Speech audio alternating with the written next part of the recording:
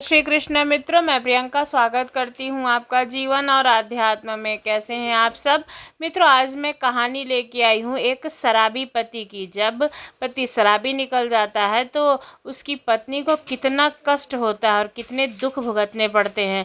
ये कहानी हम अवसान माता की कहानी के माध्यम से सुनेंगे। चलिए कहानी को सुनते हैं।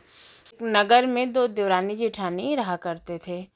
जेठानी जो थी वो अमीर थी और जो देवरानी थी वो गरीब थी, क्योंकि जो उसका पति था वो बहुत ही शराबी था। बहुत ज़्यादा शराब पीता था, शराब के नशे में हरदम धुत रहता था। जो भी वो कमाती थी, कहीं भी मेहनत मजदूरी करके ले आती थी, तो वो सारी पैसे को वो खा जाता था और बर्बाद कर देता था। और जो जेठानी थी उसका पति उसके कहने के अनुसार चलता था और बहुत ही अच्छा सज्जन पुरुष था। लेकिन जो जेठानी थी वो बहुत ही बदमाश थी और हमेशा अपनी देवरानी का फ़ायदा उठाया करती थी। वो लोग एक ही घर में रहते थे, लेकिन धीरे धीरे जो शराबी पति था उससे उसने सारी जायदाद पैसे दे दे करके लिखवा ली। यानी कि उसको शराब पीने के लिए कुछ पैसे दे देते और धीरे धीरे करके उसकी सारी जायदाद लिखवा ली अपने नाम से। अब उसके पास कुछ भी नहीं बचा। जब कुछ नहीं बचा तो उसको घर से बाहर निकाल दिया। अब देवरानी बेचारी सामने एक कुटिया में झोपड़ी बना करके रहने लगी। उसको खाने के भी लाले पड़ गए थे, उसके पास खाने के लिए भी कुछ नहीं था। उसने हाथ जोड़ करके बहुत विनती की अपनी जेठानी को कि हमें अपने घर में काम करने के लिए रख लो और जो भी घर का काम होगा मैं करूँगी, उसके बदले में मुझे कुछ पैसे दे देना। तो जेठानी ने भी सोचा कि इतनी सस्ती नौकरानी और विश्वास पात्र कहाँ मिलेगी, तो चलो ठीक है, इसको अपने घर में हम रख लेते हैं काम करने के लिए। और उसको अपने घर में काम करने के लिए रख लिया। अब उससे घर के भी सारे काम कराती और आटे वगैरह भी पिसवा लेती थी। तो जब वो आटा पीसने लगती तो थोड़ा सा आटा अपने लिए निकाल लेती थी, क्योंकि भूखा इंसान जिसके पास खाने के लिए भी कुछ नहीं है, वो अपना पेट भरने के लिए तो कुछ भी करेगा। तो वो थोड़ा सा आटा उसमें से चुरा कर ले लेती थी कि जैसे वो अपने घर में जा कर के दो रोटी बनाकर खुद खा सके। और उसका आटा पीस करके रख जाती थी और घर के सारे काम निपटा जाती थी। जेठानी भी बहुत खुश थी। उसको लग रहा था कि ये बहुत अच्छे से काम करती है और सबको गांव में भी सबसे बता दिया कि ये बहुत अच्छा आटा पीसती है। अब लोग अपनी अपनी बोरियां भी जेठानी के घर में रख जाने लगे। जिसको भी आटा पिसाना होता वो लाके जेठानी के घर में रख जाता और जेठानी उससे अच्छे पैसे लेती और आटा अपनी देवरानी से पिसवा लेती अपने घर के काम के हिसाब से। और उसको बताती भी नहीं थी कि लोग आटा पीसने के लिए दे जाते हैं। और वो बेचारी सीधी भोली भाली थी, वो रोज़ एक बोरी आटा पीस दिया करती थी। उसमें से उसको थोड़ा सा आटा निकाल करके ले जाती थी। उसको आटा मिल रहा था पेट भरने के लिए। भूखा इंसान तो बेचारा, उसको तो चाहे जिधर से भी मारो, उसको तो काम करना ही है, चाहे जितना भी बेवकूफ़ बनाओ। तो वो अपना काम करती थी और उसको दो रोटी मतलब का आटा मिल जाता था पेट भरने के लिए। तो आटा पीस करके रोज़ जाती थी। वैसे तो कभी कभी ही पीसना पड़ता था, तो अपना रोज़ पीस लेती थी, तो रोज़ उसको हो जाता था खाने के लिए। अब वो पीस के जब अपने घर चली जाती तो ये आटा जो है बेच लेती। अब एक दिन वो आटा निकाल रही थी और जेठानी ने देख लिया।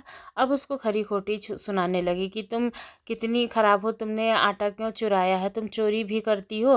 तो देवरानी ने बहुत हाथ पैर जोड़े और कहा कि हमें खाने के लिए नहीं था, इसलिए मैं थोड़ा सा आटा ले जाती थी और दो रोटी बना करके खा लेती थी, और तो बाकी मैंने कोई भी चीज़ नहीं चुराई है।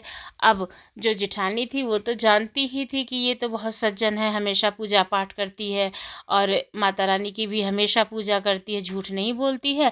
तो ये आटा जो है थोड़ा खाने के लिए ही ले जाती होगी। उसको अच्छे से जानती थी, उसके साथ रही ही थी कि चाहे जितना भी इसको बेवकूफ़ बनाओ ये ऐसी ही है।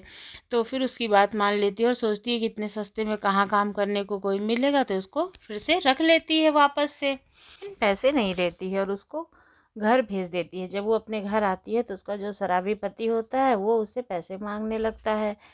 तो वो उसके पास पैसा नहीं होता, बोलती है कि यार दीदी ने मुझे कुछ पैसे नहीं दिए हैं। अब वो उसको खूब मारता पीटता है, बेचारी बहुत दुखी हो जाती है। अब सोचती है कि इस तरह से रोज़ मारपीट करने से अच्छा है और रोज़ काम करने से अच्छा है कि मैं यहाँ से कहीं चली जाऊँ, जंगल में कहीं मर खप जाऊँ। और इसकी वजह से वो जंगल में चली जाती है और वहाँ पर एक पेड़ के नीचे, नीम का पेड़ होता है, उसी के नीचे बैठती है और वहाँ पर को फूट फूट के रोने लगती है और माता का स्मरण करने लगती है, क्योंकि वो माता रानी की तो बहुत बड़ी भक्त थी। तभी वहाँ पर एक लड़की आती है और वो बैठती है तो कहती है कि आप यहाँ क्यों आई हो। तो फिर वो बोलती है कि हमारे घर में तो बहुत हमें परेशान करते हैं, इसलिए हम आए हैं।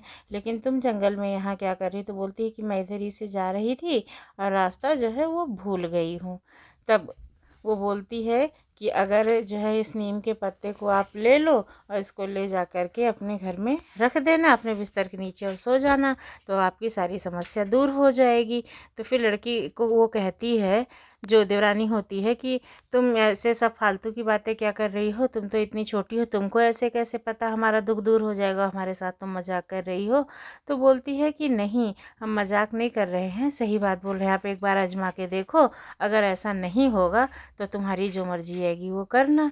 तो फिर वो जो देवरानी होती है कहती है कि ठीक है। सोचती है कि एक ही इतना दिन जैसे सहा है, वैसे ही नीम का पत्ता ले जा कर के देखती हूँ, क्या पता हमारा जो है दुख दूर हो जाए। और फिर जब वो नीम का पत्ता तोड़ने लगती है तो लड़की कहती है कि जब तुम्हारी मुराद पूरी हो जाएगी तो 7 सुहागनों को बुला करके अवसान माता की पूजा ज़रूर कराना। तो फिर देवरानी जो होती है कहती है कि अगर हमारा दुख दूर हो जाएगा तो 7 क्या, हम बहुत मतलब 14 सुहागनों को बुला करके पूजा ज़रूर करेंगे। तो फिर बोलती है कि ठीक है। फिर इसके बाद पत्ता तोड़ करके ले जाती है और रात सो जाती है। तभी सपने में उस शराबी की अवसान माता आती हैं और वो कहती हैं कि अगर तुमने जो है सवेरे पत्नी से अगर ये नहीं कहा कि तुम अब शराब छोड़ दोगे और अच्छे से अपना काम करोगे, तो तुम्हारी पत्नी जो है वो मर जाएगी और तुम्हारे देखने वाला कोई नहीं होगा। तो फिर वो बोलता है कि ठीक है। फिर सवेरे उठता है, देखता है तो उसकी पत्नी सोई रहती है, उठी नहीं होती है। उसको जा कर के ऐसे उठाने की कोशिश करता है, लेकिन वो उठती ही नहीं है। तब वो बहुत दुखी हो जाता है, सोचता है कि शायद सपना सच ही था। और वो अपनी पत्नी के ऊपर हाथ रख कर के कसम खाकर कहने लगता है कि अब मैं शराब नहीं पीऊँगा और जुआ भी नहीं खेलूँगा, अच्छा आदमी बनूँगा और खूब अच्छे से पैसा कमाऊँगा, लेकिन तुम उठो तो सही। और वो उठ कर के बैठ जाती है। फिर उसका पति जो है वो शराब पीना छोड़ देता है, लेकिन उसे तलब तो लगती ही रहती है, बहुत कोशिश करता है अब। लेकिन जब वो शराब नहीं पी रहा था तो उसका दिमाग भी काम करने लगता है और वो इधर उधर काम की तलाश में काम ढूंढने लगता है। याद आता है कि वो कलाकृतियाँ बहुत ही अच्छी तरह से बना लेता है और वो जाता है, मिट्टी खोद करके ले आता है और खूब अच्छी अच्छी मूर्तियाँ बनाता है, उन्हें पेंट करके बेचने लगता है, उसका काम चल पड़ता है। फिर उस देवरानी को याद आता है कि जो लड़की उसे मिली थी जंगल में, उसने अवसान माता की पूजा करने के लिए कहा था, वो अवश्य ही अवसान माता ही थी। और फिर इसके बाद में वो नगर की सुहागिनों को बुलाती है और अवसान माता की पूजा करवाती है। लैया, चना, गुड़, मिठाई सब मंगाती है और खूब अच्छे से धूप दीप के साथ अच्छे से पूजा पाठ करती है और दोनों पति पत्नी सुखपूर्वक अपना जीवन यापन करने लगते हैं। आपको कहानी कैसी लगी ज़रूर बताइएगा। यदि अच्छी लगी हो तो हमारे चैनल को सब्सक्राइब करना ना भूलिएगा। धन्यवाद।